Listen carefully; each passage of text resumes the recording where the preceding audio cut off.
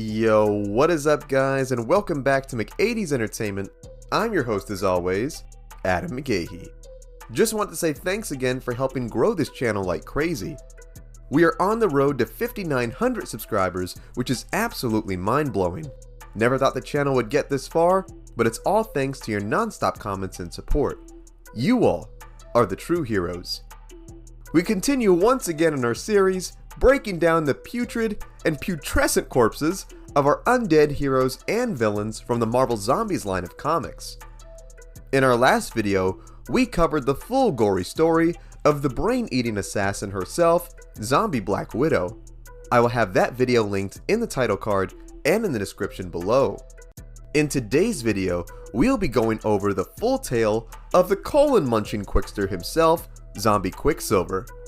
Yes, even our favorite Marvel fast boy was not fast enough to escape the clutches of the hellish virus that rocked his dimension and transformed him and countless others into bloodthirsty monsters.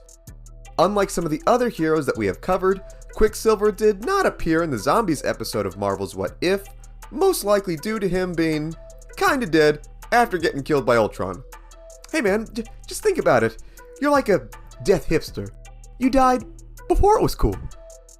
With the upcoming Marvel Zombie series coming to Disney+, I wonder if we will get to see the speedster lace up his busted dead shoes once again. Quicksilver's role in the comics was very important to the infection spreading as fast as it did, so it would be interesting to see an homage to that in the show.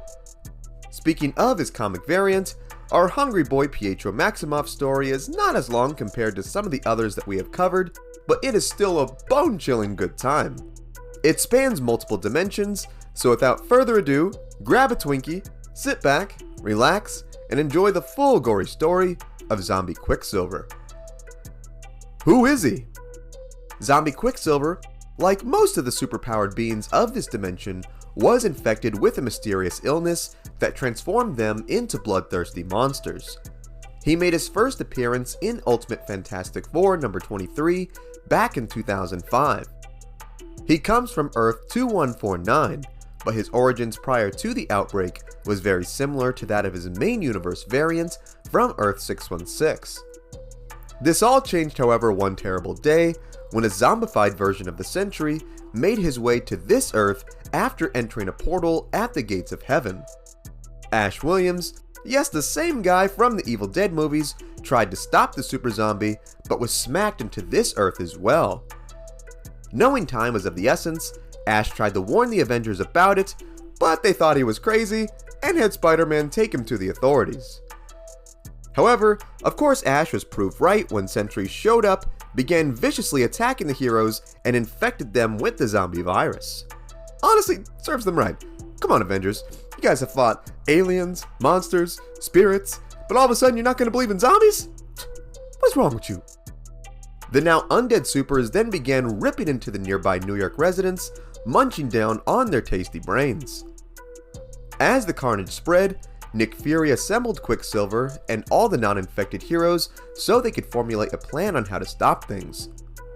The Speedster was part of a ground team sent to combat the Horde and rescue survivors, while the scientific minds of Reed Richards and Tony Stark were tasked with finding a cure and creating a multiversal portal that would allow the survivors to escape to another dimension. Just as things couldn't get bad enough with all the heroes having to kill their former friends, in classic zombie movie tradition, they of course did. On one of his missions, Quicksilver came across his sister Scarlet Witch about to be consumed by zombie Black Cat and arrows. Like any good brother would, Pietro rushed in to save his sis and sped away. As they made it to safety, Wanda revealed she wasn't quite feeling herself when she actually ended up being Zombie Mystique in disguise. What's wrong, Pietro? Didn't see that coming? Oh, come on guys, you know I had to make that joke sometime in this video. To fuel his now speedy meat-hungry metabolism, the now zombified Quicksilver then dashed all over the globe, eating to his heart's content. It was during this time that he also infected the other country's heroes, thereby causing a global zombie pandemic. Yeah guys, I don't think a mask is going to protect us from this one. With the Earth left in ruin, things then bring us to the former villain Dr. Doom, who is harboring survivors at his castle in Latveria. Ash Williams, along with the X-Men Dazzler and the real Scarlet Witch, also made it here, where Doom revealed that he and a scientist were also working on a multiversal portal of their own that would allow these survivors to escape to another world. Just before the gang could breathe easy, they are then greeted by some very unwelcome company in the form of an entire superpowered undead legion of heroes who sniffed out the survivors' stash. Just inviting yourselves over for dinner? How rude! I don't care if you're zombies or not. No one likes a mooch. To give the remaining humans time to escape, our boy Ash Williams made his way to Dr. Doom's library, where he found the evil living book called the Necronomicon. He used its power to summon a zombie army of his own, which went to war with the undead Avengers. Tough as they were, those Deadites were cut down pretty easily by the supers, but that was a-okay because they were simply a distraction to give Doom just enough time to get the survivors through the portal, which he promptly destroyed. Being the tenacious little cannibal he was, Zombie Reed Richards did not let this stop him, as he used the parts from Doom's wrecked machine to repair the one that Tony Stark had initially created. He was then able to use it to communicate with a younger version of himself from the Ultimate Dimension. Being the impressionable youngster he was, young Reed was tricked into coming to the zombie dimension, where he quickly learned that it was indeed a trap. This Reed definitely needs to watch more Star Wars, because Admiral Akbar definitely would know that this was indeed a trap. Upon entering this world, Reed is immediately attacked by the zombie horde, but is eventually saved by Magneto, who leads him to the group of survivors that he was protecting. Young Reed tells Magneto and the group about his world, and they formulate a plan to get back to his teleporter so they can escape. Just before they could play things smart, they are then sniffed out by Zombie Wolverine, who leads a gang of hungry boys in the subway after them. Magneto then smacks the zombies with an old subway train, and they head outside, only to get a nice warm welcome by Quicksilver and a whole army of supers. Aw, they look so happy. They're superheroes. We're saved, right guys? Right guys?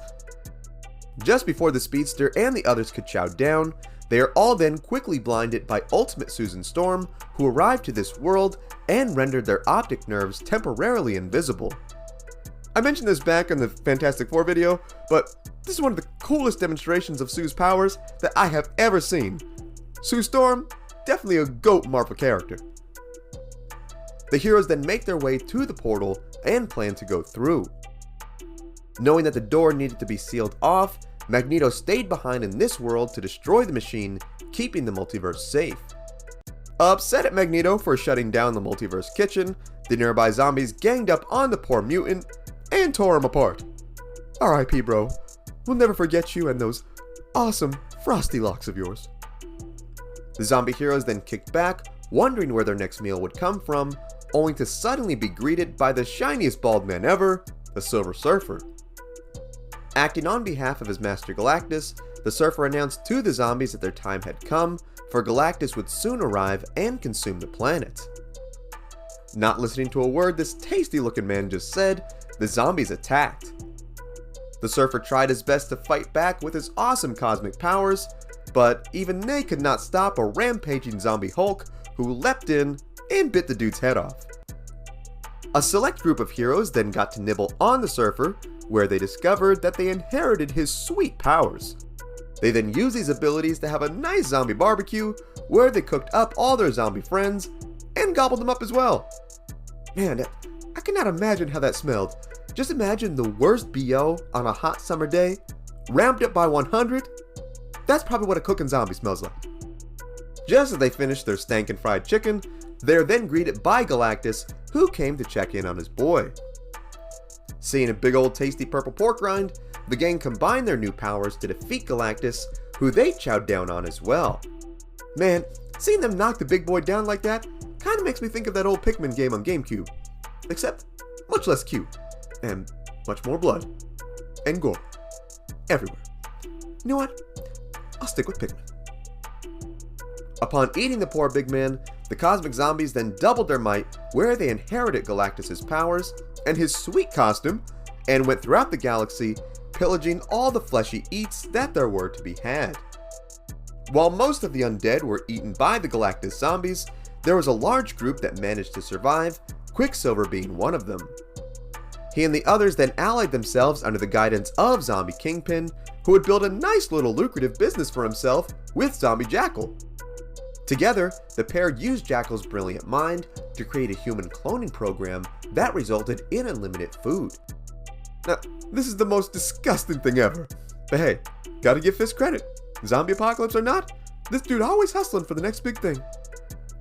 As he built his zombie empire, Fisk and his men discovered the barely functioning body of Doctor Strange, who had his head crushed by Magneto during a fight. Despite being a floating, slobbering fool, Strange still proved quite useful, as he could cast a spell that would allow Fisk to look into other worlds. One dimension that they were able to find was one very close by, which actually happened to be the main Marvel Universe from Earth 616. It is here that they were able to spy on the armor facility, which is kind of like S.H.I.E.L.D., except they protect other realities from each other. With this data, they were able to discover that there was the nexus of realities in the swamps of Florida that would allow them to access this Earth. At this time, the main Marvel Universe Morbius, the living vampire, was one of the head scientists for armor. Kingpin then sent zombie Morbius through the portal, where he made his way to armor, beat up his main Marvel Universe self, and locked him in a room where he took over his role and worked undercover through the facility. He even used a fake little mouthpiece to cover up his nasty zombie mouth. These guys think of everything! The next part of the plan involved sending zombie Deadpool in to create a distraction so Armor would become aware of the zombie threat. Wanting to contain things and create a vaccine to protect themselves, undercover brother Zombie Morbius proposed they needed a blood sample from a human from the Zombieverse so he could create the supposed protection needed. This of course was all a ruse, so Morbius could mass produce the virus, which would be injected into this world's heroes, turning Earth 616 into another hell on Earth. The robotic heroes Machine Man and Jocasta were sent into the Zombieverse to get the sample due to their inability to become infected. And hey, they just look cool! After blasting and zapping their way through Kingpin's rotten men, they came across Fisk's uninfected wife Vanessa, who they got the blood sample from. As they leave, the pair come across a rather twisted dinner party Fisk threw for the zombie and humans, which consisted of some freshly baked clones. Upon seeing their mangled bloody bodies tossed aside like the machines on his Earth, this caused Machine Man to take pity on the clones. He then leaps through a window, and in true savage fashion, begins using all of his abilities to the fullest, laying waste to dozens of the zombies. Dude is like emo Inspector Gadget, and I'm totally here for it. Machine Man then eventually found his way to where Doctor Strange was being held and noticed the open window to his world. Fisk then revealed himself, and in true villainous fashion, told Machine Man his whole plan. Not standing for the typical bad guy nonsense, Machine Man proceeded to escape. He was attacked by zombie Ghost Rider, but promptly sliced the dude's flaming head off, took his bike, and blew up the cloning lab. Petition for Machine Man to get his own show or movie ASAP. Furious at his plans falling apart before his very eyes, Kingpin sent Quicksilver and his other zombie speedsters after the robot hero. Cruising down the street in Ghost Rider's motorcycle, Machine Man is soon caught up by Zombie Wizard, only for Machine Man to open fire on him, causing him to run over his arm, severing it right off. Due to physics, being physics, the zombie then rolls under the bike, being turned into a fine tomatoey zombie paste. The fresh roadkill causes Machine Man to lose control of the bike, which then blows up, killing Quicksilver and the other speedsters in a massive explosion. That's gotta be the coolest thing ever. Dude steals Ghost Rider's motorcycle GTA style, blows up a zombie cloning lab, and then blows up several zombie speedsters who were chasing him? Machine Man quickly revving up to be my favorite underrated Marvel character.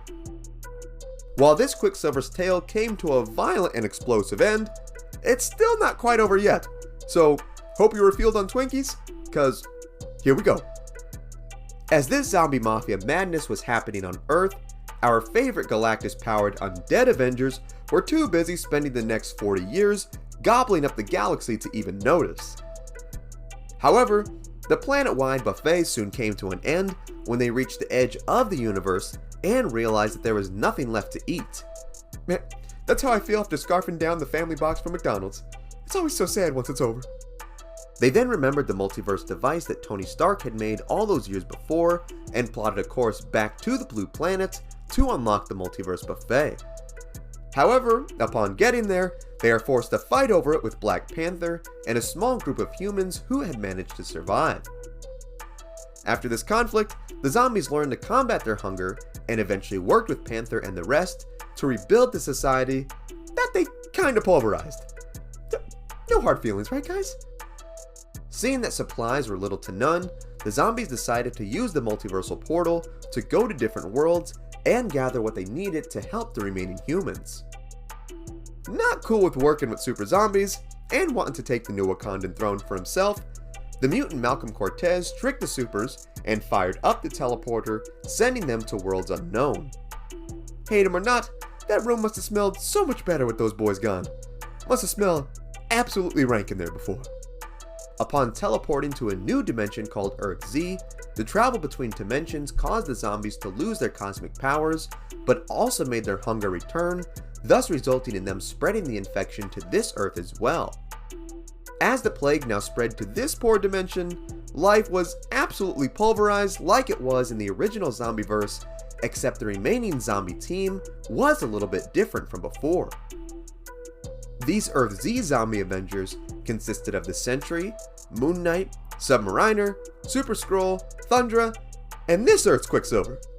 You know, such a random group of heroes to be the only ones left, but hey, I'm here for it. All these guys need more mainstream love, zombies or not. The zombie Avengers who were transported here tried their best to defend this world from these newly infected, but were no match for their united forces.